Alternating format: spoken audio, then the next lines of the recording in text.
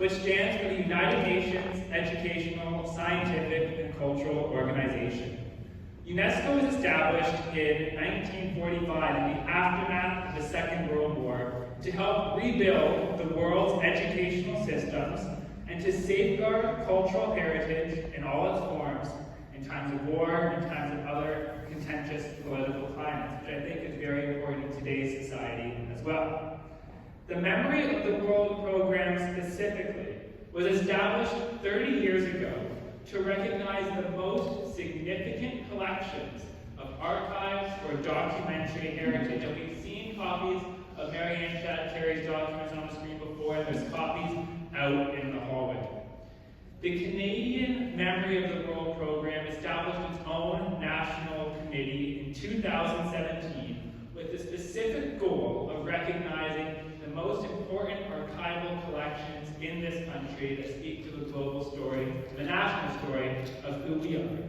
And Aaliyah mentioned Dr. Charmaine Nelson. Dr. Charmaine Nelson is on our Memory of the World Committee, and she was very much involved in the announcement that I'm about to make. And it's so important that she was the first to teach you about Mary Ann Shadd Carey because she was very active in the conversation that took place.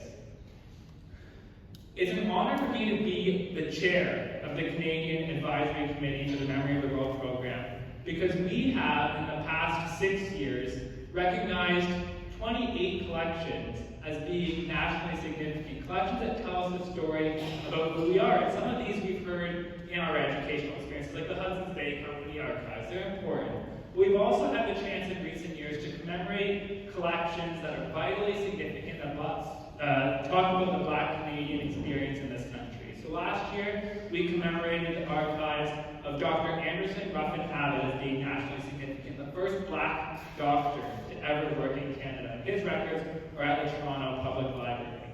And a few years before that, we commemorated the Alvin D. McCurdy collection at the Archives of Ontario as being nationally significant. And both the Anderson Ruffin Abbott collection and the Alvin D. McCurdy collection really spoke to the fact that archivists did not preserve the records of Black Canadians. These were community members who came together, who preserved their own stories, and then finally institutions recognized the significance, brought these into their collections, and we've now been able to commemorate them as nationally significant. Last year, we received a nomination from Archives of Ontario and Library and Archives Canada to consider the national significance of the Mary Ann Shadd Carey archives. And it was our pleasure last month to formally announce that this was the 29th collection that the Canadian Commission for UNESCO has recognized as being nationally significant. So now we're going to be able to tell this story and speak about the significance of these records for years to come. And I want to add a little bit more because we are lucky to be joined by Ed and Maxine Robbins, who spoke earlier. It's very rare that we had the opportunity to thank two people who could find these records and assure that they're going to be protected forever. Because if it wasn't for their actions 50 years ago, if it wasn't for Maxine 50 years ago, these records would not have been recognized as nationally significant today. So I think a round of applause for them.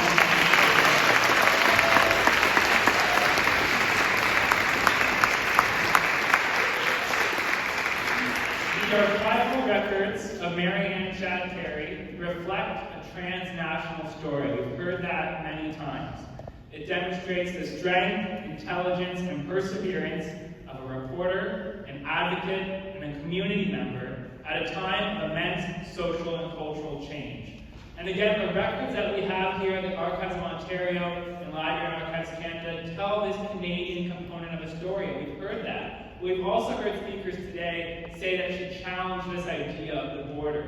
And Mary Ann Shadd Carey was the first Black woman to vote in a United States election. She was the second Black woman to ever earn a law degree in the United States at the age of 60 years old. So there's so much to her story that we can celebrate and uphold, and we can use the records here in Canada to talk about the work that she did here.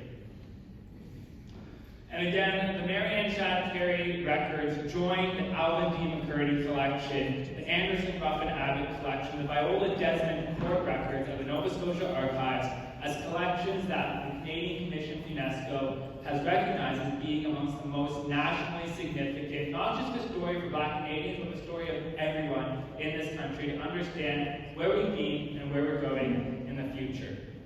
So again, we, and me as a representative of the Canadian Commission for UNESCO and a member of the World Advisory Committee, look forward to seeing the number of collections that address the Black Canadian experience grow. And I would like to thank the conveners of this event for allowing me to speak today about this very important announcement and for being part of continuing to share the story of Marianne Chad Carey.